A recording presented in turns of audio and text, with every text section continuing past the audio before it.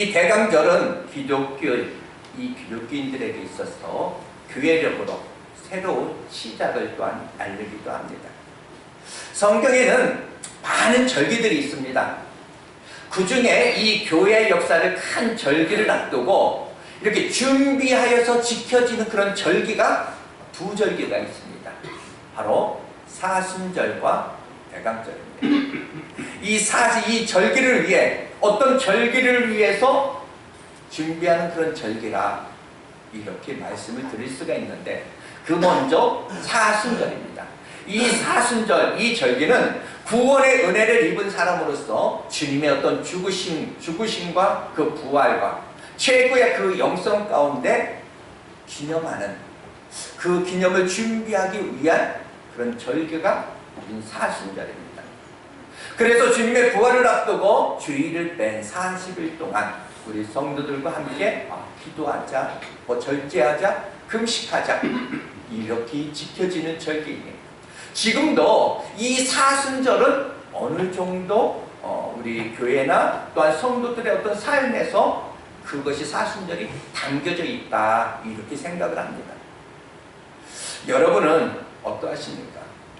이 사순절이 되면은 그럼 우리 기도하자, 좀 더 주님 앞에 나아가자, 이런 마음들이 다 있습니다. 교회는 또한 교회대로 별도의 어떤 기도회를 선포하기도 합니다. 절기를 위한 절기, 또 하나의 절기가 바로 이 성탄절을 앞두고 4주간 동안 있어지는 바로 이 강림절입니다. 강림절은 구원의 은혜를 입은 사람으로서 그 은혜가 얼마나 귀한지, 하나님이 사람의 몸을 입고 오신 그날 이 성탄을 바로 최고의 예배자로 내가 드리기 위한 그런 준비하는 기간이다라는 이야기입니다. 그런데 이 강림절은 단순히 내가 입은 그 어떤 은혜, 그 은혜만이 아니라 앞으로 입을 그 은혜가 또 하나 있으니 바로 초림 예수, 그 초림 예수의, 초림의 어떤 은혜를 입은 사람으로서 예수 그리스도의 어떤 재림을 기다리는 그런 연습을 하는 것이 또한 이 강림절입니다.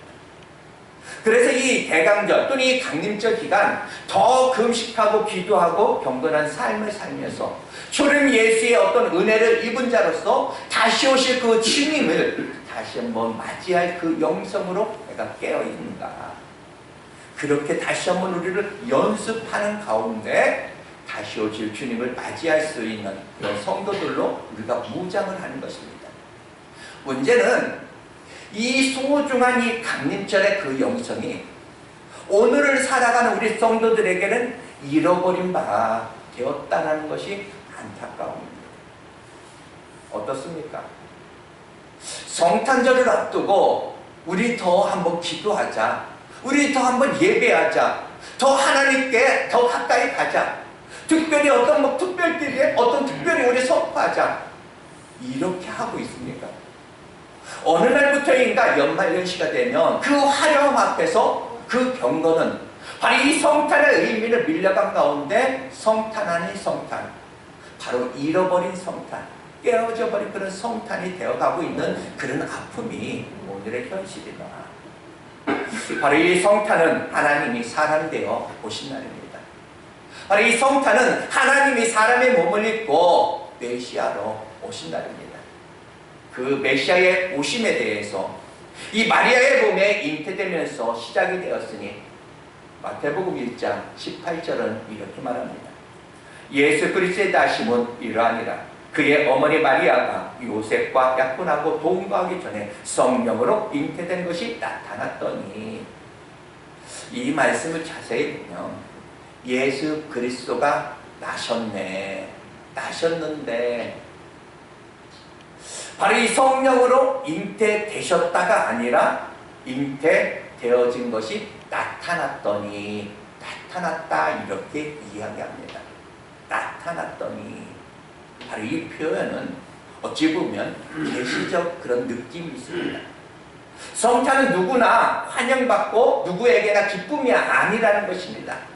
즉 하나님이 계시해 주시지 않으면 성령의 어떤 조명 가운데 그 성탄의 은혜를 입은 사람들, 성탄의 어떤 은혜를 깨달아 아는 사람들에게 성탄이 성탄이 될 수 있다라는 얘기입니다. 누구에게나 아무에게나는 아니더라. 바로 예수 그리스도는 그 예수 그리스도 그 잉태의 그 신비, 잉태는 신비라 할 수 있습니다. 요셉이라고 하는 청년과 정혼하여 결혼을 앞두고 있는 이 마리아에게 들려진 하나님의 선포입니다. 누가복음 오늘 1장 31절은 이렇게 이야기합니다. 보라 네가 잉태하여 아들을 낳으리니 그 이름은 예수라 하라. 놀랍게도 이 말씀은 의논이 아니라 일방적 선포입니다. 어느 날 천사 가브리엘을 통해서 평범한 삶을 살아가고 있는 그런 한 여인에게 네가 아들을 낳을 것이다. 그 이름을 예수라 하라. 여러분 같으면 아멘 할 수 있겠습니까? 이 여인이 이스라엘 한 시골 그 나사렛에서 평범한 그런 삶을 살아가고 있는 그런 여인입니다. 신분으로 말하면 정말 하층 계민, 그냥 목수의 일을 하고 있는 그 요셉이라는 그 청년과 약혼을 하고 결혼을 앞두고 있는, 어쩌면 가장 소시민적 그런 삶을 살아가고 있었던 그런 여인이었다는 얘기입니다. 바로 이 여인에게 하나님의 음성이 들려졌습니다. 너의 몸에 아들이 잉태될 것이다. 그는 메시아야. 논리적으로 어떤 상식적으로는 이해할 수 없는 말씀입니다. 논리적으로 이해가 불가능합니다. 더 중요한 것은 이 마리아의 어떤 의지적으로 잉태한 것이 아니라 그 예수가 일방적으로 잉태되셨다라는 것입니다. 마리아의 의지는 상관없습니다. 주의 여종이 오니 말씀대로 이루어지니이다. 어떤 그 고백과 순종일 뿐입니다. 여러분은 어떠세요? 예수 그리스도의 어떤 그 잉태, 성령으로 말미암은 그 잉태, 하나님이 사람의 몸을 입고 오셨다? 여러분들 이것이 믿어지십니까? 만약에 이 논리적으로 말도 안 되는 이 이야기, 이 잉태, 이 나심의 이 이야기가 오늘 내 안에 아무런 내가 거부감 없이 그것을 내가 믿어진다라고 그런다면 그것은 여러분에게 있어서 구원의 증거입니다. 우리가 날마다 고백하는 사도신경 그 시작이 무엇입니까? 나는 전능하신 아버지 하나님, 천지의 창조주를 믿습니다. 나는 그의 유일하신 아들 우리 주 예수 그리스도를 믿습니다. 그는 성령으로 잉태되어 동정녀 마리아에게서 나시고, 이것이 과연 우리 날마다 입으로 우리는 반복해서 이야기하지만 이것이 과연 믿어지는가? 이 믿음이 소중함은 그 잉태된 그 아이가 사람이 아니고 바로 하나님이고 메시아라는 데 있습니다. 이것은 상식으로는 불가능합니다. 하나님이 사람의 몸을 입고 그 이름 예수로 이 마리아의 몸에 잉태되셨는데, 더 중요한 것은 잉태한 것이 아니라 잉태되셨다라는 이야기입니다. 이것이 자연스럽게 내가 믿어지면 구원의 은혜를 입은 것이다. 왜일까요? 이 더 놀라운 이 영적 신비가 바로 2000년 전에 이 마리아에게서 정말 성령으로 잉태되셨던 그 하나님이 오늘날도 똑같은 방법으로 오늘은 살아가고 있는 우리에게 영접되어졌다. 그 마리아에게 하셨던 그 방법 그대로 오늘 같은 방법으로 우리에게 영접되어졌다는 얘기입니다. 즉, 내 의지와는 상관이 없다는 얘기입니다. 내가 이것을 내가 이해하고 내가 수용하는 것이 아니더라. 어느 날 하나님의 은혜가 내 안에 있어진 것입니다. 여러분들은 어떠하십니까? 내 안에 예수 그리스도께서 임재해 계신다? 그것은 의논도 타협도 아닙니다. 일반적 하나님의 은혜고 신비라 말씀드릴 수 있습니다. 논리적으로 설명은 불가능합니다. 분명한 것은 이 은혜를 입었다면 어느 순간 나도 모르게 깊이 깨달아지는 것이 하나 있습니다. 내가 처음 내가 교회에 이렇게 나올 때, 내가 신앙생활을 할 때, 내가 예수를 믿는 것 같고, 내가 믿었는데, 내가 이 교회도 내가 선택한 것 같고, 우리가 기독교라는 종교도 내가 선택한 줄 알았는데, 이것이 은혜의 분자, 은혜더라. 아, 주님이 나를 부르셨구나 라는 이야기입니다. 에레미야 1장 5절 이렇게 말합니다. 내가 너를 모태에서 짓기 전에 너를 알았고, 네가 배에서 나오기 전에 너를 성별하였고, 너를 여러 나라 선지자로 세웠노라. 이렇게 말합니다. 시편 71편 6절은 이렇게 말합니다. 내가 모태에서부터 주를 의지하였으며 나의 어머니의 배에서부터 주께서 나를 택하셨사오니 나는 항상 주를 찬송하리라. 이것이 논리적으로 이해가 가능할까라는 이야기입니다. 너를 모태에서부터, 그러니까 짓기 전부터 내가 너 알았어. 시간 밖의 일입니다. 이것을 믿음으로 받으니 더 깊은 그런 은혜 안에 들어가면 시간 밖에 있었던 것을 우리가 믿음으로 받으니, 에베소서 1장 4절을 통해서 바울은 이렇게 고백합니다. 곧 창세전에 그리스도 안에서 우리를 택하사 우리로 사랑 안에서 그 앞에 거룩하고 흠이 없게 하시려고 이렇게 말합니다. 창세전에 우리를 택하셨다. 과연 이것이 믿어지십니까, 여러분들? 그 예수가 내 안에 영접되어졌다. 이것은 말로 표현할 수가 없습니다. 여러분은 이런 은혜를 경험하셨습니까? 예수 그리스도는 어느 날 내 안에 영접되어집니다. 그 예수가 내 안에 오셨다라는 것입니다. 영원히 내가 내 안에, 네가 내 안에. 바로 이 예수 그리스도의 그 잉태, 이 영접, 이것이 얼마나 큰 은혜인가. 그 처음 소식, 이 잉태의 소식을 전하던 이 가브리엘 천사가 그 축복하니 오늘 30절에 이렇게 말합니다. 천사가 이르되 마리아여 무서워 말라. 네가 하나님께 은혜를 입었느니라. 은혜를 입었다. 은혜. 하나님이 당신의 섭리 가운데 사람의 몸을 입고 그 오실 계획을 세우셨다면 우리들은 이렇게 생각할 수 있습니다. 적어도 그분이 하나님이며 좀 더 아름다운 그런 여인, 좀 더 선한 그런 어떤 사람, 좀 더 미래가 확실한 어떤 사람, 그런 사람, 저 사람이어야 돼. 우리가 생각하는 그런 어떤 훌륭한 그런 사람에게서 저 정도로 정말 똑똑하고 저 정도의 어떤 사람을 택해서 오셔야 할 것 아니냐라고 우리를 생각할 수 있습니다.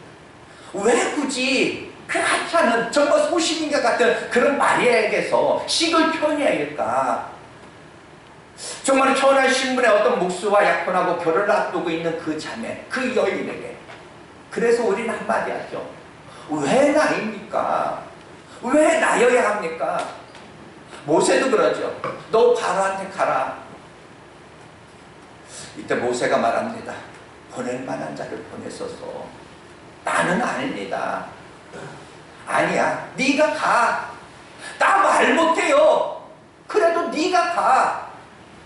호흡할 수 없어요. 내가 어쩌다 이 구원의 은혜를 입었는지 이해가 안 돼요.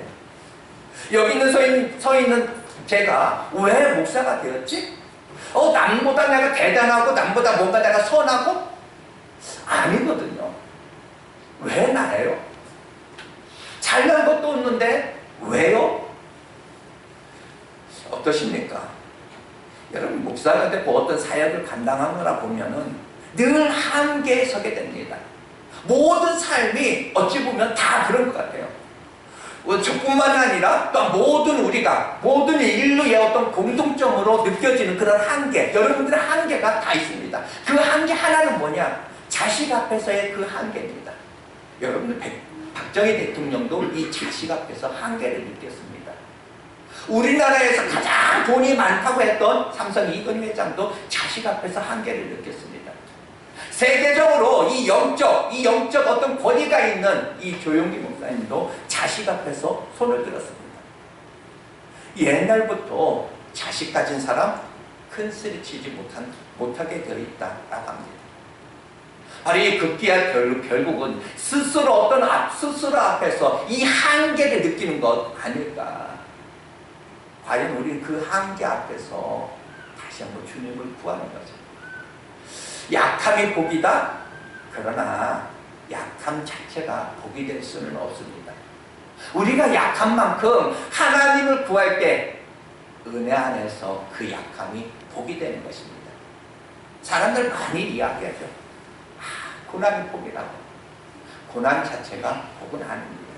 그 고난, 감당할 수 없는 그 고난 앞에서 주님, 나 주님 아니면 안 돼요. 나 주님이어야 합니다. 이렇게 우리가 애절하게 호소하다가 어떤 은혜를 입게 되니 그 부족 가운데 그 연약함 그 자체가 축복이다 라는 이야기입니다. 한없이 우리는 부족한데 그 예수가 내 안에 오셨다, 잉태되어졌고 영접되어졌다, 이것이 은혜를 입은 자다라는 거예요. 더 중요한 것은 이 메시아로 오심의 그 목적과 잉태의 목적, 우리가 좀 더 우리는 알아볼 필요가 있습니다.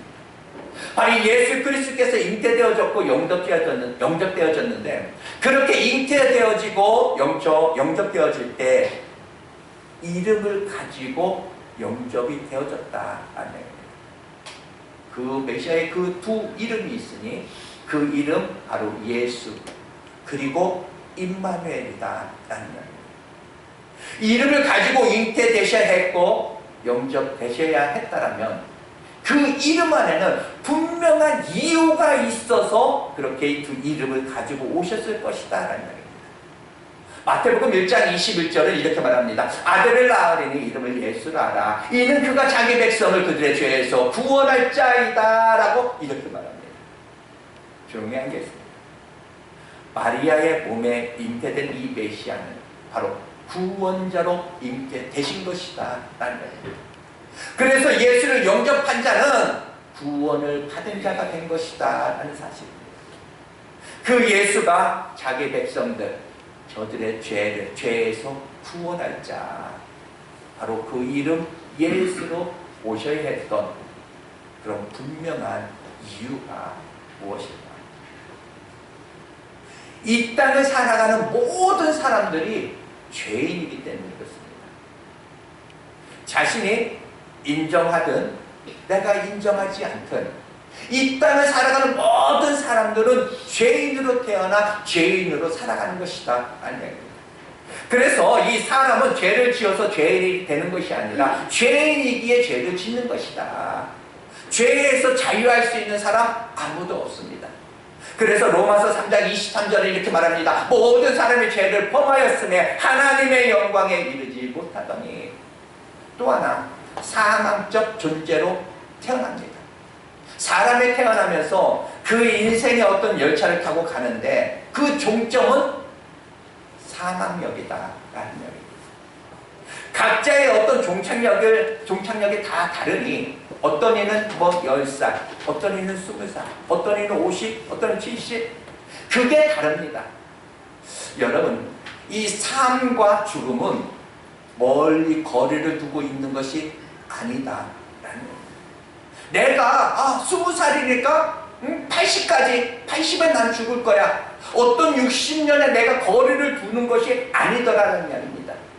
책장에 그냥 한 장을 넘기듯 어느 순간 내 마음대로 할 수 없는 그 인생의 그 마지막 장을 우리는 거두어야 될 때가 있더라는 얘기입니다. 여러분의 종착역은 어디입니까? 모두 다 죄인입니다. 바울은 이렇게 말합니다. 나는 죄인 중에 괴수라 이렇게 말합니다. 그러니까 누구보다 큰 은혜를 입었기에 내 안에 예수가 영접되어졌다. 놀라운 은혜가 아니에요. 여러분 어느 정도 죄인이어 보셨습니까? 인생의 사망의 열차를 타고 우리는 갑니다.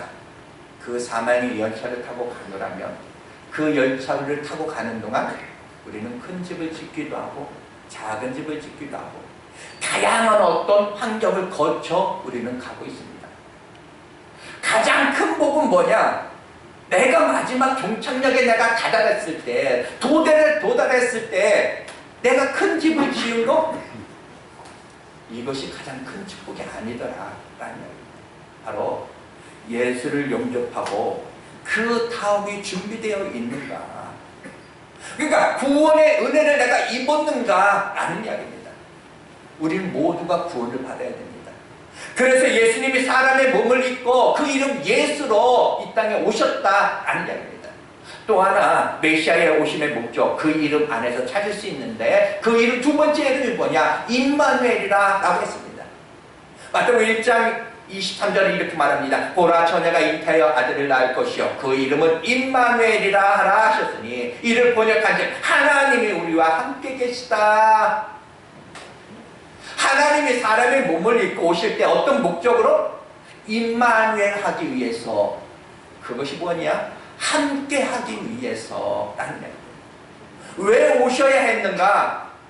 이것은 처음 창조의 원리에서 우리가 이해를 할 수 있습니다. 천지를 창조하신 하나님은 사람을 창조하실 계획을 세웁니다. 그 계획을 창세기 1장 26절에 이렇게 말합니다. 하나님이 이르시되 우리의 형상을 따라 우리의 모양대로 우리가 사람을 만들고 그들로 바다의 물고기와 하늘의 새와 가축과 온 땅과 땅에 기는 모든 것을 다스리게 하자 하시고, 이 창조의 계획을 세우신 하나님이 사람을 지으시는데, 이 창세기 2장 7절에 이렇게 말합니다. 여호와 하나님이 땅의 흙으로 사람을 지으시고 생기를 그 코에 불어넣으시니 사람이 생명이 되었다. 사람을 하나님의 형상대로 지었다라는 이야기입니다. 영이신 하나님이 영적 존재로 사람을, 우리를 지으셨다라는 이야기입니다. 바로 영이신 하나님이 사람을 영적 존재로 지어서 하나님과 교제하면서, 그리고 그들과 함께 예배를 받으시고 영광을 받으실 그 목적으로 당신의 형상대로 사람을 창조하셨다라는 사실입니다. 바로 하나님의 형상대로 영이신 하나님이 영적 존재로 사람을 창조하신 것입니다. 그래서 두 번째, 하나님의 이 모양대로, 하나님의 모양대로 창조하셨으면 무엇을 의미하는가? 하나님의 모양, 무슨 의미입니까? 쉽게 그러잖아요. 내 손에 어떤 손의 모양대로 사람들은 장갑을 만듭니다. 장갑을 만든 이유는 내가 그 손을 거기에 장갑에 내 손을 담기 위해서. 내 발의 모양대로 신발을 만드는 것은 그 내 발을 그 신발에 담기 위해서. 내 모양대로 어떤 옷을 내가 만드는 것은 내 몸을 거기에 담기 위해서. 즉 하나님의 모양대로 사람을 창조하셨다. 그러면 목적이 뭐냐? 그 안에 거하시기 위해서, 그들과 함께 하시기 위함이었다는 얘기입니다. 그러니까 내가 내 안에, 내가 네 안에, 이 함께를 한마디로 표현하면 그것이 임마누엘이다, 이렇게. 바로 영이신 하나님이 영적 존재로 사람을 창조하시다. 바로 임마누엘 하신 것. 하나님이 우리와 함께 하시다. 인간의 가장 기본적 존재 가치는 하나님과 함께 할 때만이 가능하다라는 이야기입니다. 하나님을 떠나면 그것은 곧 사망이다. 여러분, 에덴 될 수 있었던 절대 원리, 에덴이 행복할 수 있었던 절대 원리는 에덴 동산이 뭐 화려하고 좋아서 아름다워서 아니더라. 바로 임마누엘, 그곳이 바로 하나님과 함께였기 때문이다 라는 이야기입니다. 바로 그 하나님을 놓아버리면 가지가 나무에서 떨어져 나간 것처럼 바로 사망이 사망된다. 하나님께서 이 임마누엘을 위해서 하나님은 한 가지 법을 주셨습니다. 바로 선악과의 법이었습니다. 창세기 2장 9절을 이렇게 말합니다. 여호와 하나님이 그 땅에 보기에 아름답고 먹기에 좋은 나무가 나게 하시니 동산 가운데는 생명나무와 선악을 알게 하는 나무도 있더라. 2장 7절을 이렇게 말합니다. 선악을 알게 하는 나무의 열매를 먹지 말라. 네가 먹는 날에는 반드시 죽으리라. 항상 그 안에 잠겨있던 그 아담과 하와, 정말로 상당히 두렵고 떨림으로 그 선악과 앞에서 지냈던 이들, 그 선악과는 저주가 아니었더라. 어찌 보면 이 선악과는 그들에게 축복이었다는 이야기입니다. 어떤 축복? 바로 이 선악과 앞에서 그들은 하나님을 예배하는 것. 바로 이 선악과 앞에서 나는 누구인가, 나는 누구여야 하는가를 다시 한번 묵상합니다. 비로소 자기 자신을 그 안에서 확인하는 것이다 라는 얘기입니다. 아, 나는 하나님이 아니면 안 되는구나.